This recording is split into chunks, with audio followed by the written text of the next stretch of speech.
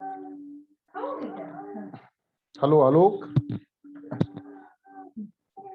लो अभी चले गए।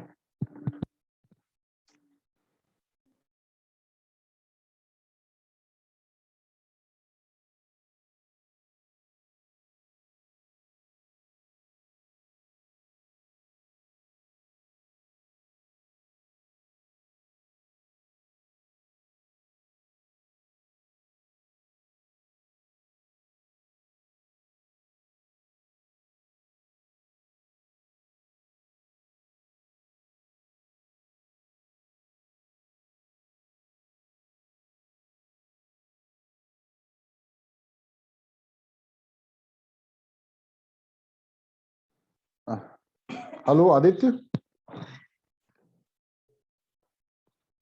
Yes sir. हाँ ओके ओके। और कहाँ है सब भाई?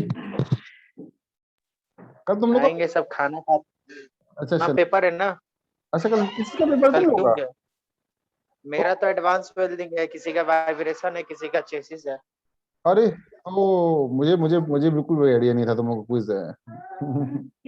बट चलो, सर आप लोग ज्वाइन कर लीजिए, मैं बहुत जल्दी छोड़ दूंगा, ठीक है? बस एक टॉपिक खत्म करके, ओके सर। हाँ एक टॉपिक, ओके सर। ज्यादा टाइम नहीं लूंगा आपको, मुझे बिल्कुल भी आइडिया नहीं था, अदरवाइज मैं क्लास ना रखता आज। चलो खैर, है ना, एक टॉपिक। Okay sir.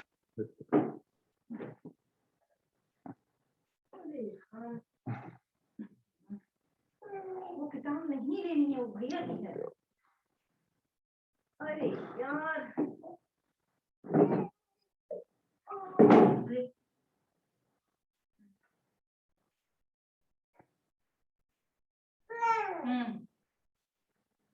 नहीं पहुंच पा रहे हो।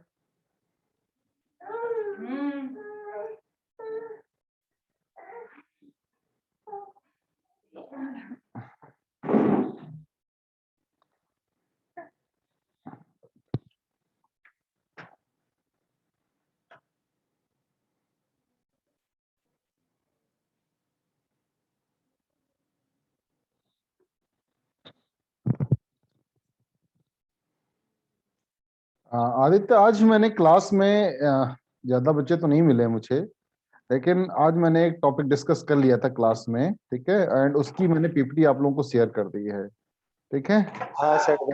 हाँ, कूलिंग सिस्टम, जो लुब्रिकेशन सिस्टम है उसकी मैंने आज पीपीटी आपको शेयर की है ना? और ओके सर। हाँ, अब मैं आज मैं उसके आगे नेक्स्ट टॉपिक है उसको कवर कर देता हूँ, दैट इज कूलिंग सिस्टम, ठीक है? ओके।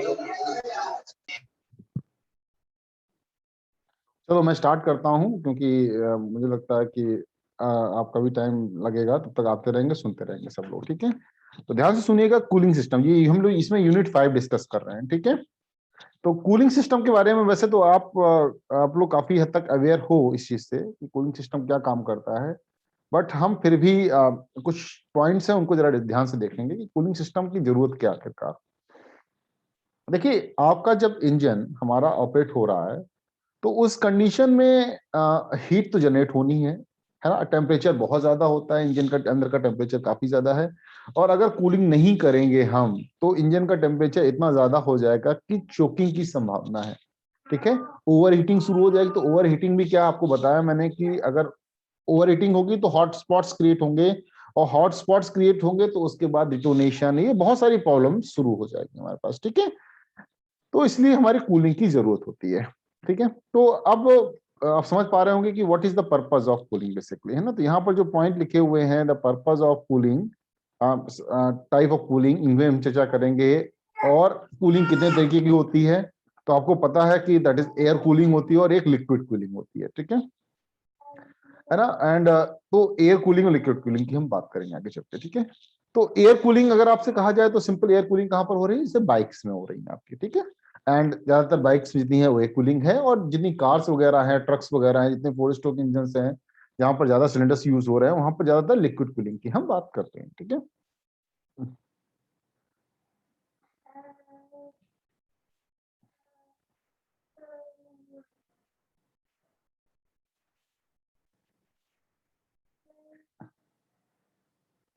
ठीक, ओके। अब देखिए, यहाँ पर हम चर्चा करेंगे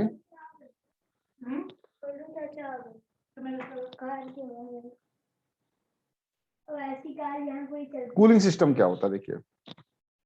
ओके, कूलिंग सिस्टम बेसिकली यहाँ पर देखेंगे तो जो आप देख पा रहे हैं यहाँ पर कि टेम्परेचर कितना होता है, इसको अगर गौर करें तो एक यहाँ पर मैंने पॉइंट लिखा हुआ है, दैट इज 1600 डिग्री सेंटीग्रेड। ठीक है, और ये 1600 डिग्री सेंटीग्रेड आपको पता है कि ये इंजन जो बना होता है ज्यादातर कास्ट आयरन या स्टील कंपोनेंट्स होते हैं, ठीक है, जहां आयरन कंपोनेंट्स होते हैं। आयरन कंपोनेंट का मेल्टिंग पॉइंट ही अराउंड 1400-1500 डिग्री सेंटीग्रेड होता है। तो 1600 डिग्री सेंटीग्रेड अगर आपका टेम्परेचर का पहुंच जा रहा है और आपने अगर कूलिंग नहीं की और उसका टेम्परेचर नीचे नहीं लाए हैं, तो वो मेल्टिंग पॉइंट से ज्यादा हो जा रहा है ना। तो वो क्या कर सकता है, आप फिर समझ सकते हो कि आपका इंजन प्रॉपर फंक्शनिंग नहीं कर सकता है। ठीक है, अब इसमें लगा क्या क्या होता है, इस पे अगर गौर करें तो आप देख रहे हैं यहाँ पर, मैं जरा पेन यूज कर लेता हूं। ओके, लुक एट दिस, यहाँ पर क्या क्या लगा होता है, वाटर पंप, ठीक है, कूलेंट और थर्मोस्टेट।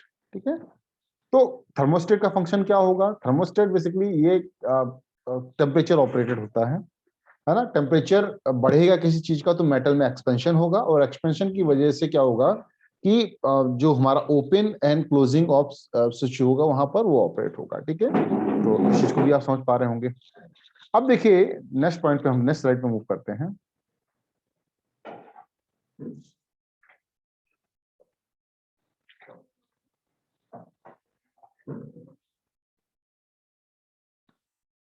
ओके, जो हमारी फ्यूल एनर्जी होती है ना, उसको अगर हम डिवाइड करें सेक्शन में, तो हमें क्या दिख रहा है कि 35% जो होती है फ्यूल एनर्जी वो हमारी एग्जॉस्ट एंड कूलिंग में चली जाती है। ठीक है, और 20 to 30% यूटिलाइज हो जाती है मैकेनिकल वर्क के लिए, है ना, जिसमें हम लोग मैकेनिकल वर्क ऑब्टेन करते हैं। और 35% is what, that is heat dissipation, है ना। तो ये जो हमारा पार्ट है 35% एग्जॉस्ट एंड कूलिंग के लिए, ठीक है, एंड हीट डेसिपेट होती है, that is from the remaining 35% कहां पर हो रही है, हीट डेसिपेट हो रही है ना। तो डेसिपेशन मतलब क्या होता है, that heat somewhere that process of removal of heat, है ना, that is called heat dissipation. ठीक है, तो कुल मिला के जो एनर्जी यूटिलाइज हो रही है वो ओनली 25 to 30% हो रही है, रिमेनिंग आपका वेस्टेज ही हो रहा है ना, वो निकलना ही है बाहर। ठीक है, अब देखिए क्या हो जाएगा अगर हर टेम्परेचर बढ़ेगा तो क्या होगा, है ना। देखो यहाँ पर एक प्रॉब्लम दी गई है, that is called what, seizing, piston seize हो जाएगा। आप ये दिखे दिखेगा, मैं जरा पेन का यूज कर लेता हूँ। Look at this, piston would seize, है ना। तो पिस्टन सीज हो जाएगा, टेम्परेचर बढ़ेगा तो पिस्टन आपका सीज हो जाएगा। सिलेंडर क्या हो जाएगा, इनसाइड सिलेंडर क्या हो जाएगा, दैट इज डिस्ट्रॉयड हो जाएगा। ठीक है, और मैंने तीसरी प्रॉब्लम बताई थी प्री इग्निशन की प्रॉब्लम, है ना। प्री इग्निशन हो गया तो उससे लॉकिंग वगैरह हमारी फिर से शुरू हो जाएगी, और लॉकिंग अल्टीमेटली क्या करती है, लॉस ऑफ पावर को प्रमोट करती है। ठीक है, तो ये तीन इफेक्ट आपके अगर टेम्परेचर बढ़ेंगे तो ये तीनों इफेक्ट आपके नजर आएंगे। ठीक है, ओके। तो पर्पस ऑफ कूलिंग बेसिकली क्या है, to maintain optimum temperature of engine for efficient operation all condition. ठीक है, और dissipate surplus heat for the protection of engine component like cylinder, cylinder head, piston, piston rings, valve. ठीक है, and और next क्या भाई, लुब्रिकेशन भी तो वहां पर है, तो लुब्रिकेशन प्रॉपरली वर्क कर सके, वहां मेंटेन रहे लुब्रिकेशन हमारा। तो to maintain the lubrication properly of the oil inside the engine cylinder for the normal functioning of engine. तो ये तीनों पर्पस समझ में आ गया होगा कि क्यों चाहिए। सबसे पहले तो कोई काम करने जा रहे हैं उसका पर्पस क्या है, हमको ये पता होना चाहिए। ठीक है, अब टाइप्स ऑफ कूलिंग कितनी होती है आपको मैंने पहले ही बता चुका हूं कि, है ना, एयर कूलिंग एंड लिक्विड और वाटर कूलिंग कहलाता है, सिस्टम कहलाता है। ठीक है, एयर कूलिंग क्या है, आपको पता है कि एयर कूलिंग तो जनरली आप लोग देखते हैं आपकी बाइक्स वगैरह में सब एयर कूलिंग ही यूज की जा रही है। तो इसमें है क्या, यहाँ पर इंजन को एटमॉस्फेयर पे डायरेक्टली एक्सपोज कर दिया जाता है। ठीक है, और एक्सपोज करते समय क्या हो रहा है यहाँ पर कि cylinder of air cooled engine has fins. किसका यूज किया जा रहा है हमारा, देखिए फिन्स का यूज किया जा रहा है यहाँ पर, है ना। फिन वगैरह आप लोग हीट एंड मास ट्रांसफर में फिन्स पढ़ रहे हैं, तो फिन से होता क्या है, increases the area of contact of air. ठीक है, तो इंक्रीज, अगर एरिया इंक्रीज होगा तो ये क्या करेगा, थोड़ा सा कूलिंग इफेक्ट को इंक्रीज करेगा, स्पीड उसकी बढ़ाएगा, ठीक है। तो बट ये किस पे डिपेंड करेगा, कितनी अमाउंट ऑफ हीट डेसिपेट होगी, है ना। तो dissipation of heat is what, that is the amount of air, कितना हो रहा है, fin surface area and thermal conductivity of metal, ठीक है। तो आप जान रहे हैं कि सरफेस एरिया ज्यादा होगा तो आपका बेहतर होगी, अमाउंट कितनी एयर वहां से फ्लो कर पा रही है इस पे डिपेंड करेगा, थर्मल कंडक्टिविटी ऑफ मेटल क्या है ना। आप जानते हैं हर एक मेटल की थर्मल कंडक्टिविटी अलग अलग होती है, ठीक है। तो उस पर भी ये चीज डिपेंड करेगा, ठीक है।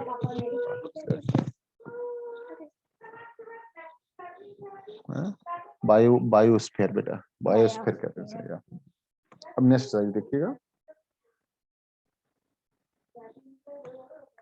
अब देखिए ये फिन्स आपको दिख रही है यहाँ पर, क्या है, लुक एट दिस, ये फिन्स है आपकी, है ना। देखो ये जो दिख रहे हैं आपके इंजन्स बने होते हैं, इनमें आपको ये जो स्ट्रक्चर निकला हुआ है, इसे हम लोग क्या कहेंगे, हम लोग फिन्स कहेंगे, ठीक है। तो ये यहाँ से एयर आपकी इन पॉकेट से, हमारी इन स्लॉट से एयर पास होगी और ना तो हमारी ये कूलिंग को परफॉर्म कर पाएगी पूरा, है ना। तो इस चीज को आप समझ ही पा रहे होंगे डायरेक्टली, कोई बहुत डिफिकल्ट पार्ट चीज नहीं है, ठीक है। ये आपकी बाइक वगैरह में ज्यादातर यूज भी की जाती है, तो आप लोग इससे अवेयर होंगे। अब देखिए इसके हम इतनी इसको हम इतना प्रमोट क्यों नहीं कर पा रहे, हमें इस पे फोकस करना होगा। तो इसकी मेरिट डिमेरिट्स क्या है, ठीक है। मेरिट तो ऑब्वियसली, मेरिट अगर बात करें ठीक, तो ये that is simple design construction, ठीक है।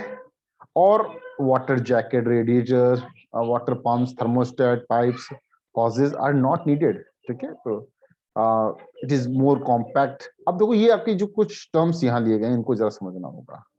रेडिएटर्स क्या होता है, ये बहुत अभी आगे चल के जब हम जो लिक्विड कूलिंग की बात करेंगे, वहां पर ये water jacket, radiators, water pumps, thermostat, इन सबका यूज होने वाला है, ठीक है। तो हमें ये चीज ध्यान होगा कि हम किसका कहाँ पर यूज करें। तो यहाँ पर यूज नहीं करें तो ऑब्वियसली ये क्या हो जाएगा, थोड़ा सा इसको हर डिजाइन के मामले में या कॉस्ट के मामले में ये सस्ता पड़ेगा। इट इज मोर कॉम्पैक्ट, है ना, and it is comparatively lighter in weight, ठीक है। तो ये सारी मेरिट्स हो गए। और डीमेरिट्स क्या होगी, है ना, यूनिफॉर्म कूलिंग भाई नहीं हो सकती इसमें, यूनिफॉर्म तो uneven cooling of engine parts and engine temperature are generally high during the working, है ना, हाई वर्किंग कंडीशन, हाई जहां पर engine temperature generally high during working condition. जब हमारी टेम्परेचर है वो जनरली हाई रहेगा, अगर आप ऐसी कंडीशन में है जैसे हाई स्पीड में मूव कर रहे हैं, तो आपका टेम्परेचर थोड़ा सा ज्यादा हो जाएगा कंपेरेटिवली, ठीक है। तो इन पे भी डिपेंड करेगा, है ना। तो इसकी वजह से क्या है कि एयर कूलिंग बहुत ज्यादा सक्सेसफुल नहीं है, तो इसके लिए फिर हमारे सिस्टम्स आए हुए हैं लिक्विड कूलिंग का सिस्टम। अब लिक्विड कूलिंग में होता क्या है आप देख पा रहे होंगे। अब देखो ये पूरे सिस्टम होता है, जो आपका इंजन लगा होता है, आपने ये चीज तो देखी होगी, किसी गाड़ी में फैन लगा होता है, ठीक है। और फैन लगा होता है, उसमें वो चलता रहता है फैन। यहाँ पर देखो रेडिएटर का पार्ट दिख रहा है, लोअर रेडिएटर, इसे रेडिएटर कहते हैं। जो आपने देखा होगा ना, एक पीछे कॉपर का सिस्टम लगा होता है, फैन के पीछे एक कॉपर का सिस्टम लगा रहता है ना, जहाँ पर फिन्स लगी, छोटी छोटी पाइप्स लगी होती हैं, है ना। तो वो लिक्विड वहां पर फ्लो होता है, तो वो रेडिएटर का पार्ट होता है। और ये पीछे इंजन है और ये वाटर पंप है ना, यहाँ पर वाटर पंप है, वाटर का सप्लाई होगा यहाँ पर। एंड यहाँ पर कूलेंट रिकवरी रिजर्वायर, ये कूलेंट के लिए है ना। एंड दैट इज थर्मोस्टेट, यहाँ पर एक थर्मोस्टेट का यूज किया जाता है। And it is heater hose हो जाएगा, है ना। तो ये आपका जो एक ब्रॉड व्यू होता है आपका लिक्विड कूलिंग सिस्टम का, है ना, जैसे इंजन में यूज किया जाता है, एग्जैक्टली वही यहाँ इसको रिप्रेजेंट कर रहा है। अब लिक्विड कूलिंग कैसे काम करता है, जरा इस पे गौर करते हैं। अब हो क्या रहा है यहाँ पर, अगर इस पे गौर करेंगे तो यहाँ पर क्या है, liquid is circulated around the cylinder and absorb the heat from the cylinder wall and cylinder head. अब हो क्या, देखो ये इंजन है आपका, है ना। इंजन में क्या हो रहा है कि अब देखो लिक्विड यहाँ पर सर्कुलेट, आपको देखो जो एरो बनते हुए दिख रहे हैं ना, इसमें क्या हो रहा है, ग्रीन एरो मतलब जो है वो क्या दिखा रहा है कि अभी टेम्परेचर यहाँ पर डाउन, और हॉट एरोज दिखा रहे हैं यहाँ पर टेम्परेचर ज्यादा है, ठीक है। तो सॉरी, रेड एरोज जितने हैं, ठीक है। तो इसका मतलब क्या है, अब यहाँ पर हम गौर देखें तो क्या हो जा रहा है कि हमारी जो ग्रीन है वो इंजन के अंदर जा रही है, देखो। और रेट फॉर्म में ये बाहर निकल रही है। यही हो रहा है ना, देखो अगर मैं इसको पेन से रिप्रेजेंट करूं तो गौर करिएगा यहाँ पर, लुक एट दिस, ये देखिए यहाँ पर ये देखो कहाँ जा रहा है, यहाँ से चीजें जा रही हैं, है ना, यहाँ से चीजें जा रही हैं, है ना, इंजन के अंदर गई, वाटर जैकेट है ये पूरी ऊपर, और इसके बाद आपका यहाँ से बाहर निकल के रेडिएटर के पास आती है ना। तो coolant absorb the heat as it passes through the engine and also lubricate the water pump, ठीक है। तो कूलेंट क्या करेगा, इसको एब्जॉर्ब कर लेगा ना, तो यहाँ पर कूलेंट है आपका और वो इसमें फ्लो हो रहा है, ठीक है, और वो क्या करेगा, हीट को एब्जॉर्ब कर लेगा। अब क्या होगा, हॉट कूलेंट इंटर्स द रेडिएटर, जो हॉट कूलेंट है वो कहाँ पर इंटर कर रहा है, देखो रेडिएटर में इंटर कर रहा है। तो आप देख पा रहे हैं ना यहाँ पर ये चीज जो मैं इसको इरेज कर देता हूँ थोड़ा सा, तो आप क्लियर दिख पा रहा होगा, ये जो रेड रेड स्पॉट है वो आ रहे हैं ना इसके अंदर। अब इस रेडिएटर के पास आएंगे तो रेडिएटर में क्या होगा, आपका रेडिएटर जो काम करेगा वो क्या होगा कि हीट जो होगी वहां पर एयर को पास कराया जाता है। तो एयर देखो क्या हो रहा है, एयर देखो यहाँ पर ये एरो बने हुए ना एयर के, ये एयर यहाँ पर जा रही है, और ये जब इसके कांटेक्ट में आएंगे तो क्या हो जाएगा, एयर हीट को रिमूव करेगा, ठीक है। तो ये रेडिएटर उसका पार्ट हो गया, और यहाँ से क्या होगा, आपका हीट जो होगी वो रिमूव करेगी। तो क्या लिख रहा है कि the hot coolant enters the radiator in which the heat is passes on the air that is flowing through the radiator। तो सिंपल ये इसका एक डायग्राम होता है, ठीक है। ओके, नाउ अब देखें हम इसका वर्किंग ये कैसे हो रहा है। अगर इसकी वर्किंग पे गौर करें तो यहाँ पर क्या लगा हुआ देखो, ये हमारे पिस्टन्स है ना, ये पिस्टन्स दिख रहे हैं सारे, और ये water jacket around the cylinders दिख रहे हैं ना। तो ये डायग्राम आपका बहुत इंपॉर्टेंट डायग्राम है, इस पर जरा गौर करिएगा आप लोग, ठीक है।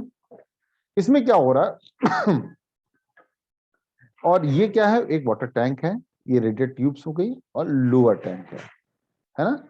अब देखो हो क्या रहा है कि जब इंजन शुरुआत में स्टार्ट होता है तो आपको पता है जब इंजन स्टार्ट हो तो इंजन को गर्म होने की जरूरत होती है। अगर इंजन गर्म नहीं होगा तो ना तो कोल्ड स्टार्टिंग नहीं हो पाएगी, ठीक है। तो शुरुआत में इंजन को गर्म होने की जरूरत है। तो शुरुआत में जो हीटिंग जो जनरेट हो रही है उसको क्या जरूरत है कूल होने की, बिल्कुल जरूरत नहीं है, ठीक है। तो शुरुआत में होगा क्या, है ना, शुरुआत में जो हीट जनरेट होगी वो यहां से जाएगी और यहां से आपकी वापस होते हुए ऐसे मूव करती रहेगी। ये थर्मोस्टेट अलाउ नहीं करेगा कि वो यहां जाए, है ना। थर्मोस्टेट अलाउ नहीं करेगा, क्यों नहीं अलाउ करेगा भाई, शुरुआत में अगर ठंडा हो जाएगा तो इंजन फिर वर्किंग नहीं कर पाएगा। आपको शुरुआत में हीट चाहिए ना, चाहिए, है ना। जब एक बार हीटिंग ज्यादा हो जाए उसके बाद कूलिंग की जरूरत पड़ती है। तो शुरुआत में ये जो प्रोसेस है वो इस साइड नहीं जा पाता है, यही थर्मोस्टेट की रिक्वायरमेंट है। लेकिन अब क्या हुआ, टेम्परेचर जैसे जैसे ऑपरेशन परफॉर्म करेगा फर्दर जाएगा, थर्मोस्टेट थोड़ा सा और हीट को ये हीट इसका बढ़ेगा, मतलब टेम्परेचर बढ़ेगा, तो जो ये जो लिक्विड यहाँ पर फ्लो हो रहा है वो थोड़ा सा ज्यादा हीटअप होगा, ठीक है। और जब ज्यादा हीटअप होगा तो थर्मोस्टेट वाल्व ओपन हो जाएगा और इसकी वाटर को, ये जो लिक्विड है वो यहाँ पर फ्लो होने लगेगा। ये रेडिएटर ट्यूब्स हैं, इनमें लिक्विड फ्लो करेगा। यहां से हमारा फैन चल रहा है ना। ये फैन क्या करेगा, एयर यहां से आ रही है और फैन आपका ये मूव कर रहा है, तो एयर जो होगी वो यहाँ पर कुछ देर रुकेगी, है ना।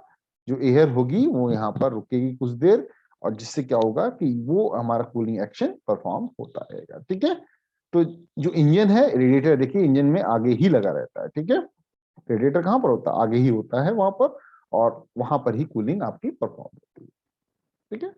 तो ये बात आप समझ पा रहे हैं, ठीक है। तो हम इस चीज को आगे बढ़ते हैं। अब कूलिंग सिस्टम की मेरिट्स क्या है, मेरिट्स मतलब what are the, we can see what are the advantages. वहां पर uniform cooling of the cylinder head और वॉल्व्स हमारे पास हो जाता है।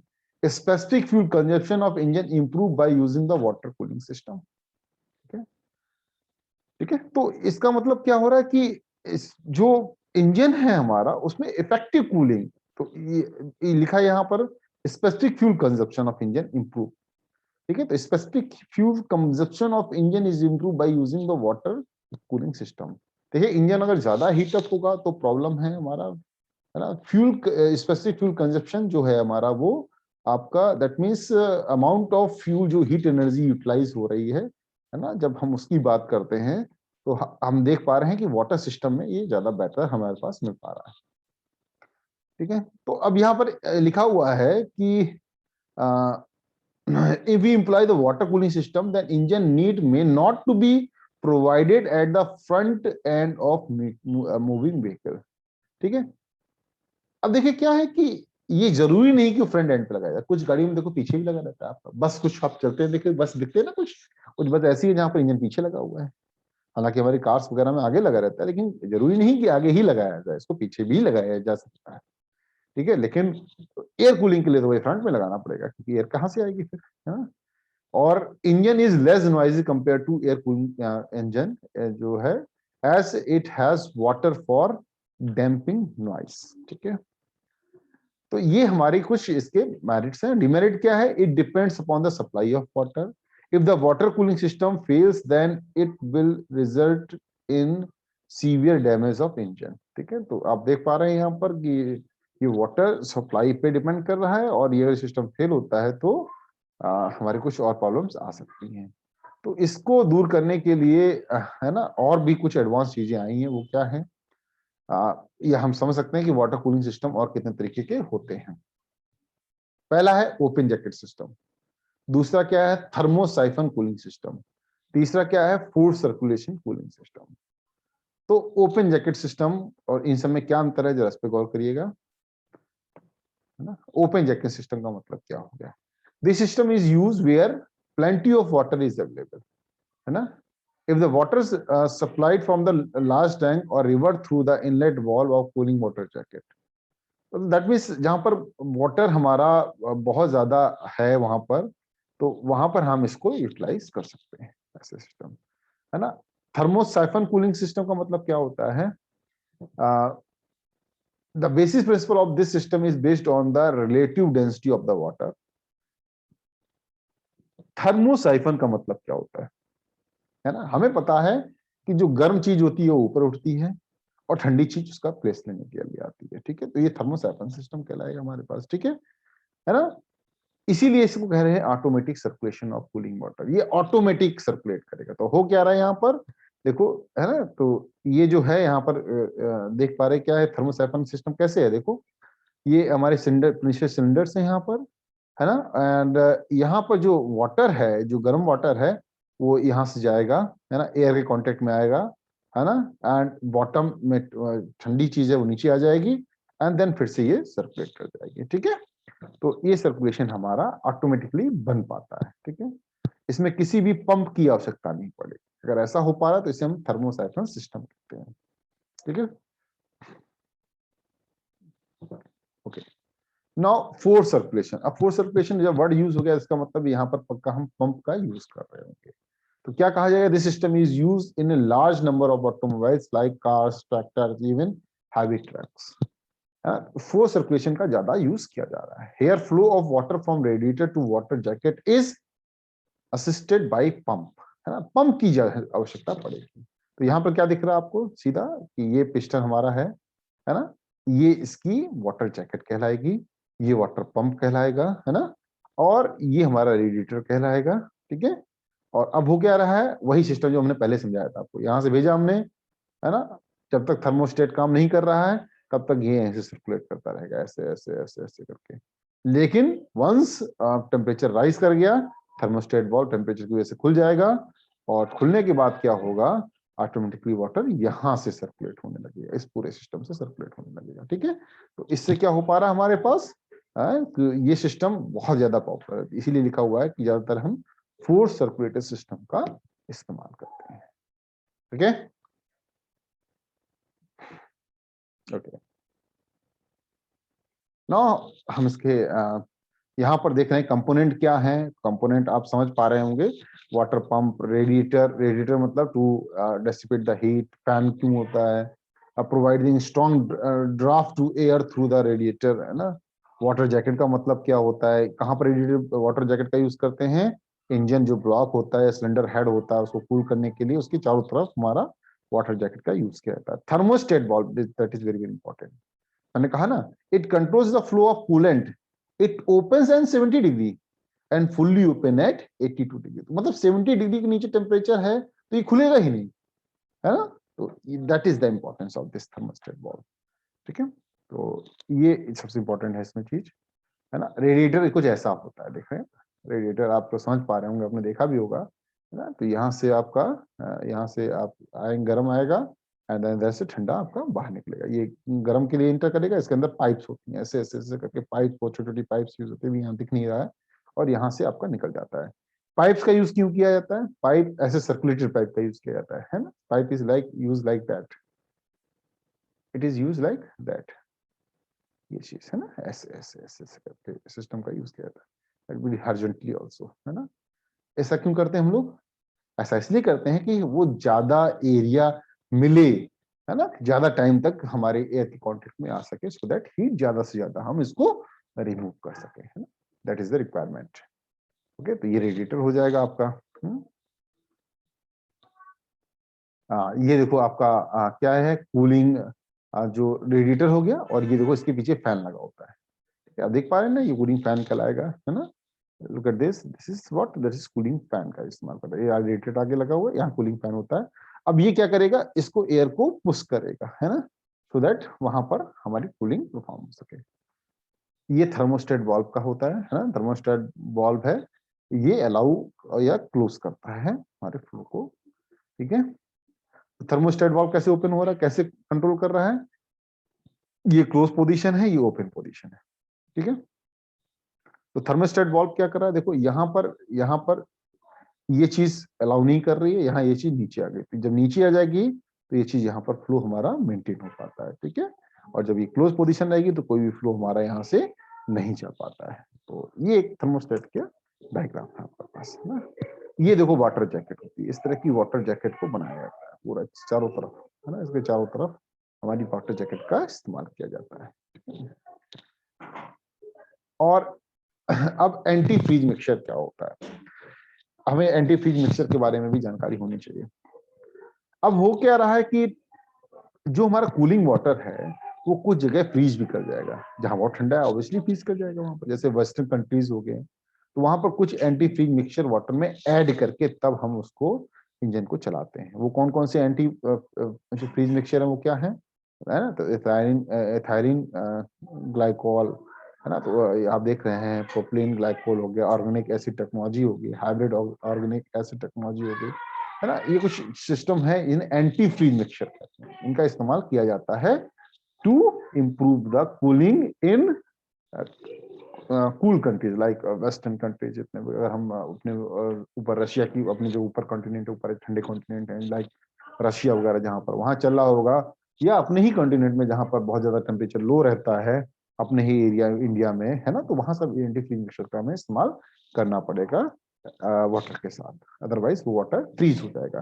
तो करेगा क्या, इसका फ्रीजिंग पॉइंट क्या होता है, और रिड्यूस कर देगा ये, तभी 0 पे वाटर फ्रीज हो रहा है और नीचे ले आएगा -20 -30 पर वो जाके फ्रीज होगा, है ना। तो ये हमारा एंटी फ्रीज मिक्सचर का काम होगा, ठीक है। तो यहाँ पर क्या कर रहा है एंटी कूलेंट या एंटी फ्रीज, क्या कर रहा है ना, तो वहां पर क्या होता है, water along has a boiling point 100 degree centigrade and freezing point is 0 degree centigrade, ठीक है। तो अगर हम इसमें अगर मिला देते हैं तो होगा क्या, क्या रिकमेंडेशन किया जाता है, 50-50 का रेशियो हम इस्तेमाल करते हैं वाटर और एंटी फ्रीज का। जिससे होगा क्या कि हमारा जो टेम्परेचर है, मैंने अभी बताया कि वो आपका डिक्रीज करता है, ठीक है ना। तो आप पूरी बात समझ पा रहे होंगे, है ना। इस वीडियो को मैं अपलोड भी कर दूंगा, है ना, सो दैट आप लोग इसको बाद में, जिन्होंने नहीं देख पाए हैं वो इसको बाद में भी देख सकें, ठीक है। ठीक है, मेरी बात समझ पा रहे हो आप लोग, ठीक है, ओके।